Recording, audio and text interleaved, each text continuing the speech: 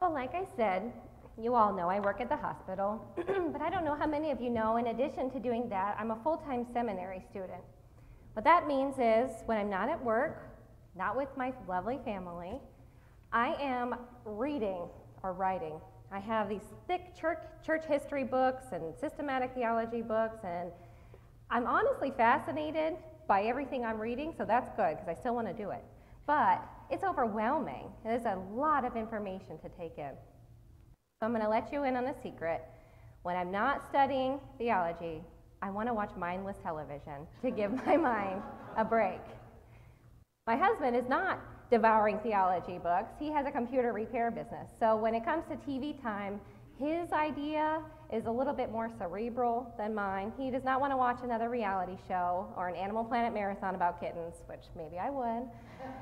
He would like to watch more interesting things. So even though he often will sit by my side watching trashy television, the other night he decided to turn on a documentary. I thought, great, I'll get some sleep in then at least. So he turns on this documentary and it's about salt. Salt, okay. So I'm listening.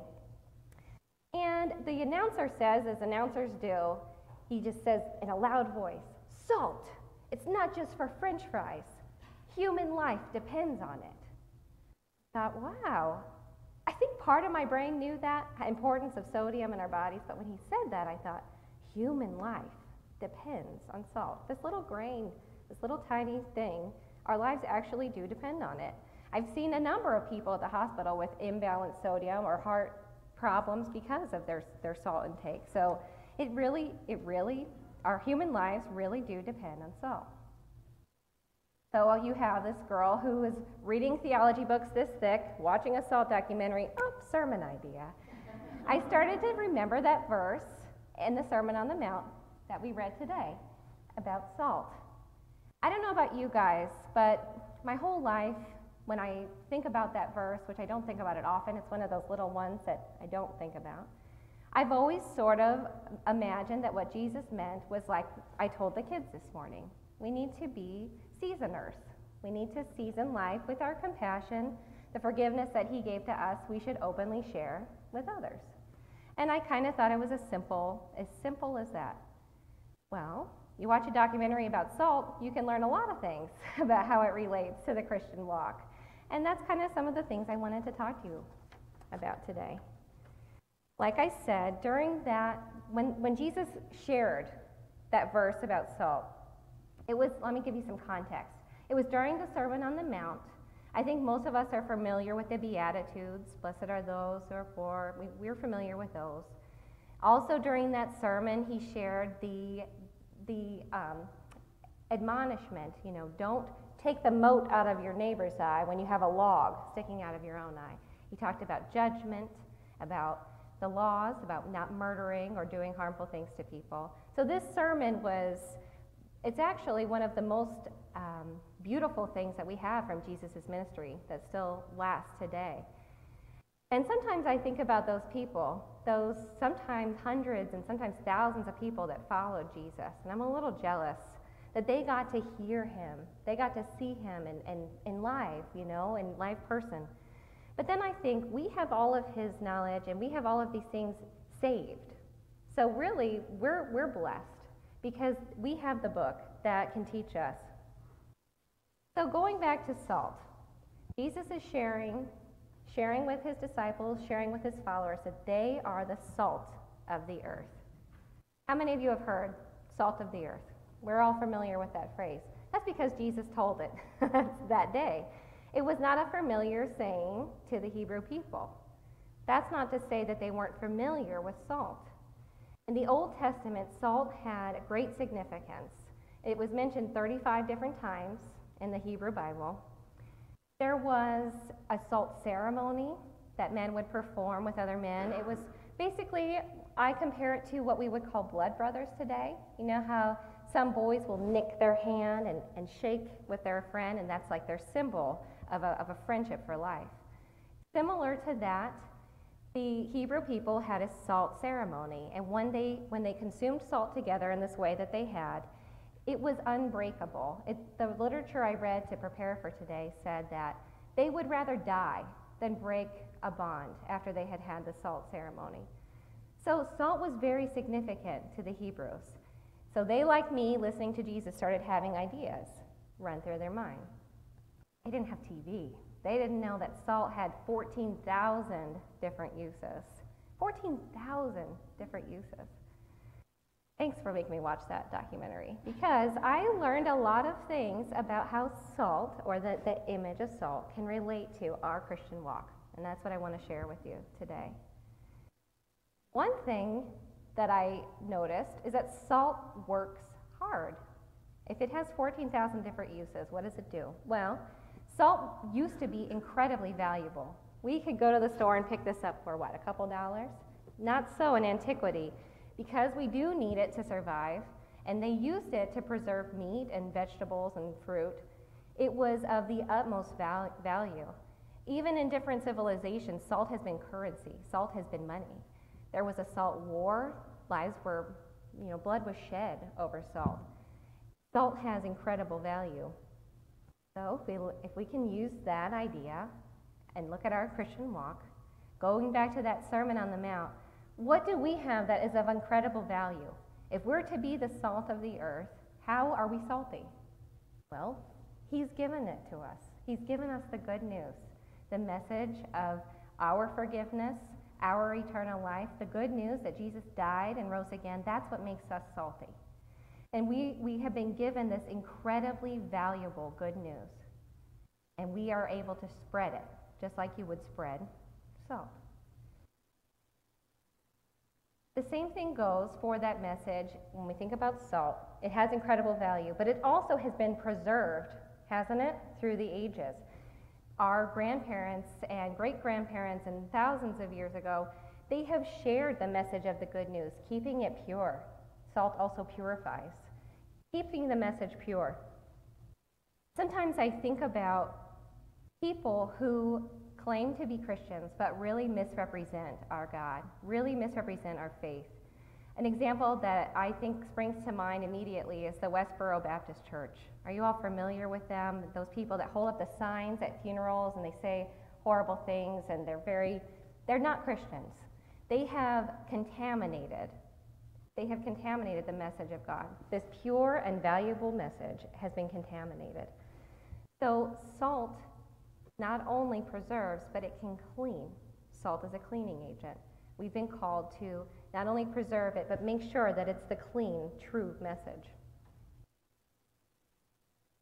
Salt, even though it is incredibly valuable, there is an abundance of salt. We have an inexhaustible supply. It is in our water. It's in the ocean. That's how they get salt. They have these big sort of tubs, or I don't know how to describe them, but they let the seawater sit, and over a period of time, the water evaporates, and what's left behind is the salt. And the literature I was reading said it's inexhaustible. We will always have salt. We don't have to worry about a shortage. It's there forever. The same thing is true with our source. If we're to be salty, if we are to spread the gospel and the good news that we've preserved, then we have to get that source from somewhere, and that source is God. So if you think about how inexhaustible the water is of the ocean, how much more God can pour into us that message so that we can remain salty for the rest of the world. Salt relieves fatigue. If you put salt in a bathtub, Epsom salts, it sinks in, it helps you relax, it relieves fatigue. We as Christians can be a place where other people can find rest. Just as we find rest in Jesus, we can be a place of rest and relaxation. We can help relieve fatigue. Salt extinguishes fire. If you have a grease fire on your stove, you can throw some salt on it. I think in the same way, we can extinguish things like gossip or lying. We can immediately stop when we hear different things that are being spread. We can extinguish certain fires. We can use our gifts of compassion and love to extinguish things. Additionally, along with that idea, salt can destroy. When salt is sown into the ground, it can destroy weeds, poison ivy, things like that. So we have also been given some power. We have an ability to stop things that are negative. We can use what God has filled us with, the gospel, to stop those kinds of things before they spread. I'm sure you might be thinking of another use of salt. If you look outside, what are we using salt for right now? To de-ice everything. Now that one makes a lot of sense. Icy hearts everywhere we go. Iciness, people's hardness. Christians have the ability to melt through that. We have a message of compassion and love, acceptance, forgiveness, eternal life. We can easily melt through people's icy hearts and their negative experiences because we have the gift of the good news to share with them. Sometimes people want to dilute your salt. Water is the only thing that can make salt less salty.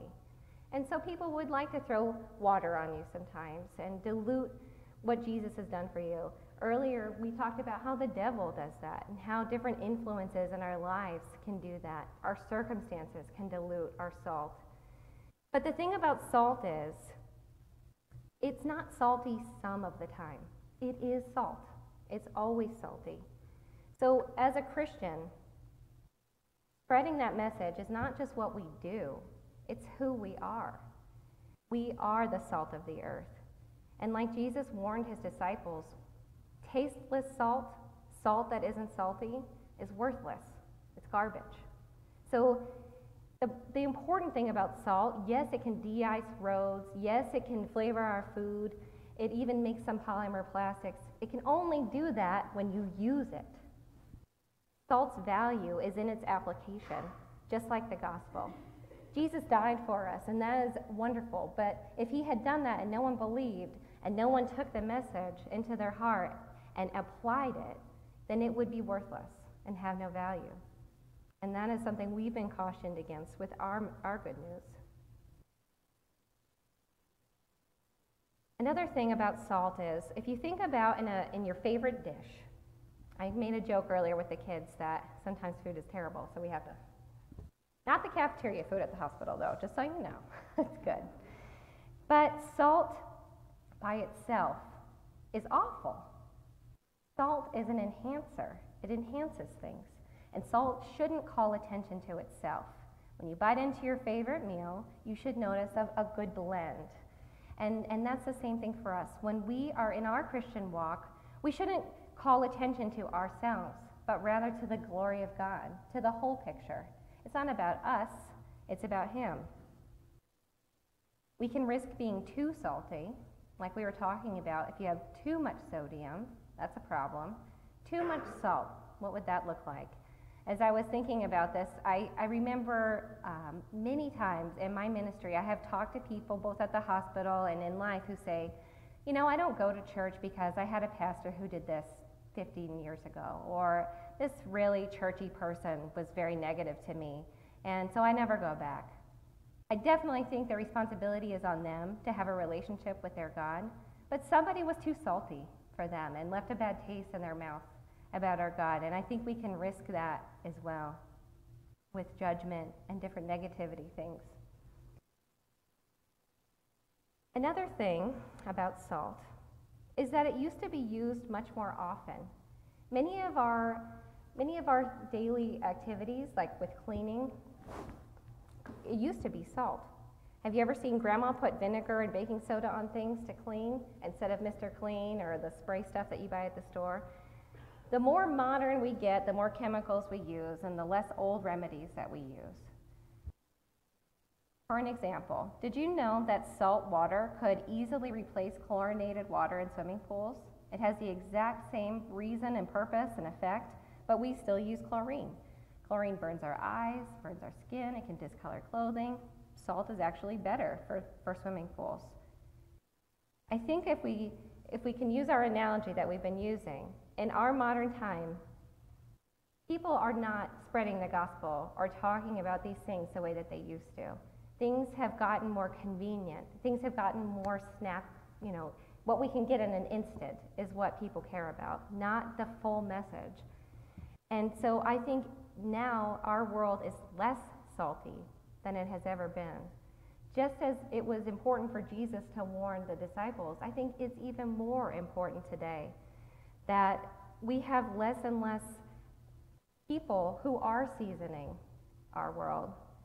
And it does say the world. Jesus did say we are the salt of the earth. When we think about the earth, we think about preserving it as well, and a responsibility that we have to preserve it. So we've talked a lot about work, how salt works hard, how Christians can work hard in our daily lives and with other people. But another interesting thing about salt, which I didn't know, was if you put a teaspoonful in your washing machine with your clothes, it'll actually brighten colors. So salt can brighten colors. And I think that relates to the fun part of the Christian walk. Not only are we here for people, we are here for widows and orphans and the poor, but we brighten colors, we brighten life. We're the joy of life because we have something to be happy about. So when we season the world with our message that God has given us, we brighten other people's lives as well. So this is not an exhaustive list. I did not give you 14,000 uses for salt. And after I spoke this morning, I had every one of the 5 people who was there come up to me and say, I thought about this too. Marianne said, salt is also a disinfectant. And I thought, exactly. There are definitely ways that we heal as Christians too. So as you go home today, you think about the different ways that salt, what did Jesus really mean? What could he have meant? And how can we be worth our salt? Thank you.